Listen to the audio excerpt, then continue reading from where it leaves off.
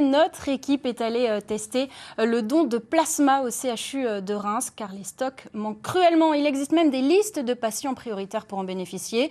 Pourtant, vous allez le voir, la démarche n'est vraiment pas compliquée. Le reportage de Clément Pravaz avec Paul-Antoine Boudet. Il est 8h30, j'ai rendez-vous pour un don de plasma ici à la maison du don du CHU de Reims. Alors comment cela fonctionne-t-il? Combien de temps cela prend? Et est-ce différent d'un don du sang? On va le découvrir ensemble. Bonjour madame. Bonjour monsieur. J'ai rendez-vous pour un don de plasma. Comme pour tout don, cela commence avec un questionnaire, puis un entretien avec un médecin pour s'assurer que je ne présente aucune contre-indication. Est-ce que ce sont les mêmes conditions que pour un don du sang? Alors la différence entre le plasma et le sang, c'est qu'il faut avoir moins de 61 ans, jusqu'à la veille des 61 ans pour donner en plasma, et il faut peser minimum 55 kg. Direction maintenant la salle de prélèvement. Vous désirez donner à quel bras? Plutôt le bras gauche. Le bras gauche, on va s'installer juste ici. Une fois l'aiguille dans le bras, je suis relié à ce séparateur de cellules qui récolte le plasma. Le sang, donc vous voyez, il passe dans ce circuit, et là vous avez un filtre. Donc le filtre va séparer le plasma, vous voyez, le plasma sort là, voilà le plasma. Les globules rouges et les plaquettes repartent par là et on vous les rend. C'est-à-dire que tout le sang qui est extrait là, il revient en moi après. Il revient à vous après, par contre on a extrait le plasma.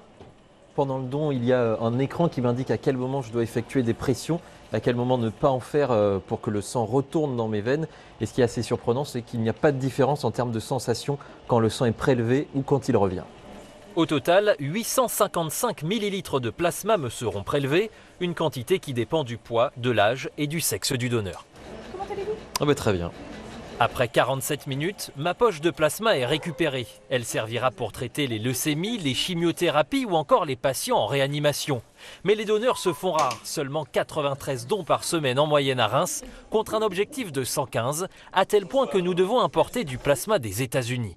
Pire, des listes de patients prioritaires sont désormais établies dans les hôpitaux français. Donc parfois, vous avez des patients n'étant pas dans les listes prioritaires, qui n'ont pas leur injection à 3 semaines, qui sautent une fois 3 semaines, parfois 2 fois 3 semaines pour pouvoir être traités, parce qu'on n'a pas assez de médicaments dérivés du sang qui sont fabriqués grâce à ce plasma.